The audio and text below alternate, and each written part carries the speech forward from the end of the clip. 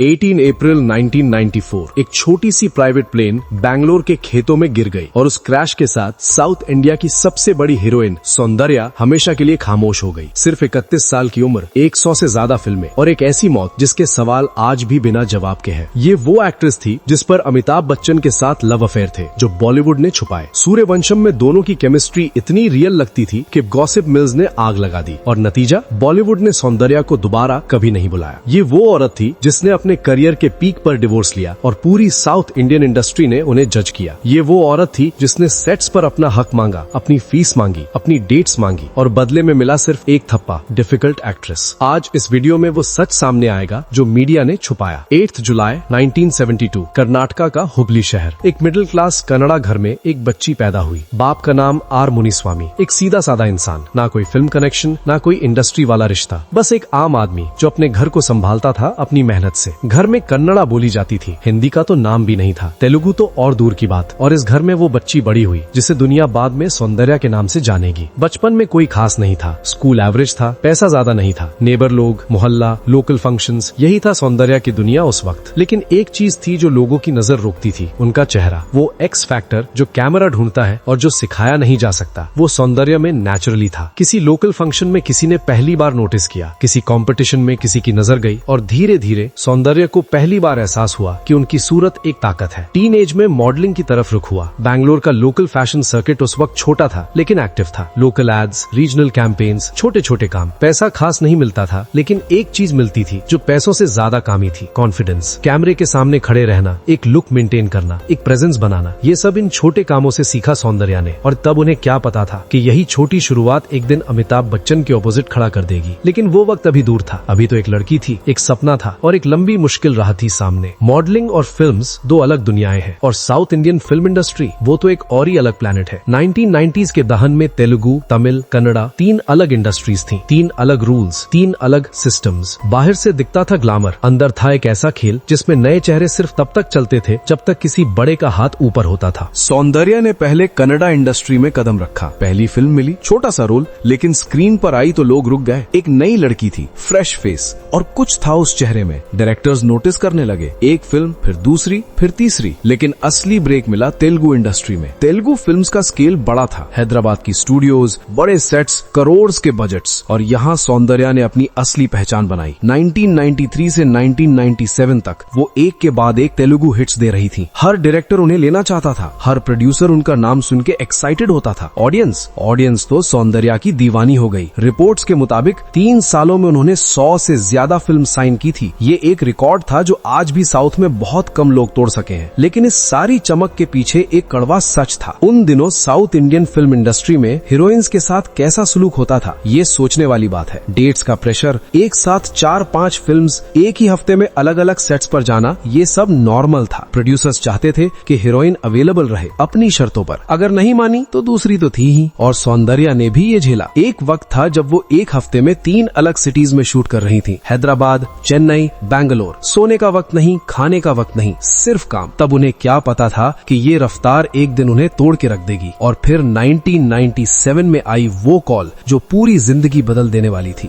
बॉलीवुड। एक फिल्म, एक नाम, सूर्यवंशम और अमिताभ बच्चन। जब ये खबर फैली कि सौंदर्या को सूर्यवंशम में लिया गया है, साउथ इंडस्ट्री में खलबली मच गई। एक साउथ की लड़की बॉलीवुड की बिगेस्ट फिल्म में अमिताभ के ऑपोजिट। ये बात डाइजेस्ट करना आसान नहीं था लोगों के लिए। कास्टिंग क्यों हुई सौंदर्या की, यही एक चौंकाने वाला सवाल है। डायरेक्टर मुकुल आनंद ने डेलिबरेटली एक साउथ इंडियन फेस चूज किया था। वो चाहते थे कि हीरोइन में एक डिफरेंट क्वालिटी हो जो टिपिकल बॉलीवुड एक्ट्रेसेस में नहीं मिलती थी और सौंदर्या में वो क्वालिटी थी। सेट्स पर क्या हुआ, यही है असली अंदर की बात। अमिताभ बच्चन उस वक्त अपनी करियर की एक क्रिटिकल फेज में थे। 1990s उनके लिए खास अच्छे नहीं गए थे, कुछ फ्लॉप्स आई थी। सूर्यवंशम एक कमबैक बेट था और सौंदर्या वो बॉलीवुड में बिल्कुल नहीं थी। हिंदी ज्यादा फ्लुएंट नहीं थी, सेट्स का कल्चर अलग था, प्रोड्यूसर्स अलग थे, सब कुछ नया था। लेकिन कैमरा के सामने वो मैजिक था। दोनों की ऑन स्क्रीन केमिस्ट्री के चर्चे इतने हुए कि प्रेस वाले हैरान रह गए। इंडस्ट्री इनसाइडर्स का कहना है कि सौंदर्या और अमिताभ के बीच एक ऐसी वार्मथ थी सेट्स पर भी जो स्क्रिप्टेड नहीं लगती थी। लॉन्ग कॉन्वर्सेशंस होती थी, म्यूचुअल रिस्पेक्ट क्लियरली दिखता था। और सौंदर्या की आंखें कैमरा के सामने जो कहती थी वो कुछ अलग था, कुछ रियल था उसमें। और फिर बॉलीवुड गॉसिप मिल्स ने काम शुरू किया। लोग कहने लगे, क्या सौंदर्या अमिताभ की तरफ पर्सनली अट्रैक्ट थी? क्या ये सिर्फ प्रोफेशनल एडमिरेशन पैशन थी या कुछ और? जया बच्चन जो सेट्स पर अपनी प्रेजेंस मेंटेन करती थी, क्या उन्हें इन रूमर्स से तकलीफ हुई? क्या ये बदला था या जलन की लड़ाई? ये सवालों के जवाब किसी के पास नहीं थे, ना है। लेकिन इस रूमर ने एक काम जरूर किया, सौंदर्या का बॉलीवुड करियर शुरू होने से पहले ही खत्म कर दिया। फिल्म सुपरहिट रही, सूर्यवंशम ने करोड़ों कमाए, ऑडियंस ने सौंदर्या को प्यार दिया, और फिर भी एक के बाद एक बॉलीवुड ऑफर नहीं आया। क्यों? इंडस्ट्री के अंदर की बात यह है कि सौंदर्या को सेफ ऑप्शन नहीं माना गया बॉलीवुड के लिए। कुछ लोग कहते हैं लैंग्वेज बैरियर थी, कुछ कहते हैं साउथ आइडेंटिटी का इशू था, और कुछ लोग धीरे से कहते हैं कि इन रूमर्स ने उन्हें पॉलिटिकली एक अनकंफर्टेबल पोजीशन में डाल दिया। एक फिल्म, एक चांस, और फिर खामोशी। सौंदर्या ने एक इंटरव्यू में अमिताभ के बारे में कहा था कि वो एक एक्स्ट्रा ऑर्डिनरी इंसान है, प्रोफेशनल और ह्यूमन दोनों तरफ से। उससे ज्यादा उन्होंने कभी कुछ नहीं कहा, और बॉलीवुड ने वापस नहीं बुलाया। वो एक बार आई, चमकी और साउथ लौट गई। ये उन्हें कितना तोड़ा था अंदर से सिर्फ वो जानती थी, लेकिन असली प्रॉब्लम अभी शुरू भी नहीं हुई थी। अब बात करते हैं उस चीज की जो सौंदर्या के बारे में कोई ज्यादा डिस्कस नहीं करता, उनकी पर्सनल जिंदगी, उनकी पहली शादी। रविशंकर, ये नाम आज बहुत कम लोग जानते हैं, लेकिन ये वो इंसान था जिससे सौंदर्या ने अपनी करियर के पीक पर शादी की। सोचो एक बार, 1990s के मिड में जब सौंदर्या हर जगह थी, हर मैगजीन का कवर, हर हीरो की डिमांड लिस्ट में पहला नाम, तब उन्होंने एक ऐसे आदमी से शादी की जो फिल्म इंडस्ट्री से पूरी तरह बाहर था। रविशंकर एक प्रोफेशनल था, इंडस्ट्री का इंसान नहीं। क्यों? क्या ये लव था? क्या ये प्रेशर था? क्या घर वालों का दबाव था? इंडस्ट्री इनसाइडर्स का कहना है कि सौंदर्या का पर्सनल जीवन कभी उनके प्रोफेशनल जीवन जितना स्टडी नहीं रहा। सेट्स पर वो एक स्ट्रॉन्ग औरत थी, केपेबल, कॉन्फिडेंट, पावरफुल, लेकिन घर जाके अलग ही इंसान। शादी के बाद भी फिल्म्स नहीं रुकी, करियर जारी रहा, शायद और ज्यादा तेजी से, लेकिन घर में क्रैक्स आ रहे थे। एक आदमी जो चाहता था कि उसकी बीवी स्टेबल घर वाली लाइफ जिए, और एक औरत जिसके अंदर एक आग थी जो फिल्म्स के बिना बुझती नहीं थी। ये टकरार क्लासिक थी, और इस टकरार का एक ही अंजाम होता है, डिवोर्स। साउथ इंडिया में उस जमाने में लेट 1990s में एक एक्ट्रेस का डिवोर्स एक बड़ा सोशल स्कैंडल था। लोग बात करते थे, नेबर्स बात करते थे, इंडस्ट्री बात करती थी, और मीडिया ने तो इस खबर को खूब उछाला। सौंदर्या ने पब्लिकली ज्यादा कुछ नहीं बोला, सिर्फ अनाउंसमेंट और फिर खामोशी, वो खामोशी जो बहुत कुछ कहती थी। अब सवाल ये है कि इस डिवोर्स ने उन्हें कितना तोड़ा था अंदर से। क्या करियर की चमक के पीछे एक थका हुआ इंसान था जो सिर्फ एक नॉर्मल जिंदगी चाहता था? क्या वो औरत जो 100 से ज्यादा फिल्म्स कर चुकी थी असली जिंदगी में अकेली थी, और जो आगे हुआ क्या वो इस दर्द का नतीजा था? दोस्त, अगर आप वीडियो के इस हिस्से तक आ ही गए हैं तो वीडियो को लाइक करके चैनल सब्सक्राइब जरूर कर दीजिएगा। अब बात करते हैं उन लोगों की जो सौंदर्या को डिफिकल्ट कहते थे। सेट्स पर सौंदर्या के बारे में इंडस्ट्री में एक रेपुटेशन थी, अपनी शर्तें रखती हैं, डेट्स के मामले में फ्लेक्सिबल नहीं है, फीस बहुत मांगती हैं। क्या इसका मतलब वो सच में मुश्किल थी, या इसका मतलब ये था कि एक औरत जो अपने हक के लिए बोली उसे डिफिकल्ट का थप्पा लगा दिया गया? रिपोर्ट्स के मुताबिक एक बड़ा तेलुगु प्रोडक्शन था 1998 के आसपास, जहां सौंदर्या ने क्लियरली अपनी डेट्स के बारे में कंडीशंस रखी। प्रोड्यूसर को ये पसंद नहीं आया, नतीजा फिल्म किसी और हीरोइन के साथ बनी। ऑफिशियली बोल दिया गया क्रिएटिव डिफरेंसेस, लेकिन इंडस्ट्री के अंदर सब जानते थे क्या हुआ था। एक वक्त आया जब एक साथ इतनी फिल्म्स चल रही थी सौंदर्या की कि एक ही दिन में 2 अलग सेट्स पर शूट होता था। हैदराबाद में सुबह, बैंगलोर में शाम। ये इंसान के बस की बात नहीं, लेकिन हीरोइन के लिए नॉर्मल था। और फीस का सवाल, इंडस्ट्री इनसाइडर्स का कहना है कि 2000 के बाद सौंदर्या ने अपनी फीस में 3 गुना इजाफा मांगा। कुछ प्रोड्यूसर्स ने माना, कुछ ने नहीं माना, और चुपचाप किसी और को ले लिया। जो आगे हुआ उसने प्रोड्यूसर्स को हिला दिया। सौंदर्या के कुछ प्रोजेक्ट्स अचानक रुक गए, कुछ फिल्म्स में उन्हें रिप्लेस किया गया बिना कोई बड़ा ऑफिशियल अनाउंसमेंट के। ये छोटा सा सैबोटाज था, लेकिन इसका असर हुआ। एक एक्ट्रेस जो 3 साल में 100 फिल्म्स कर चुकी थी, वो अचानक 2001-2002 में स्लो हो गई। क्या ये कोइंसिडेंस था, या कुछ लोग थे जो चाहते नहीं थे कि सौंदर्या इंडस्ट्री में ज्यादा पावरफुल बने? अब सवाल ये है कि असली गलती किसकी थी?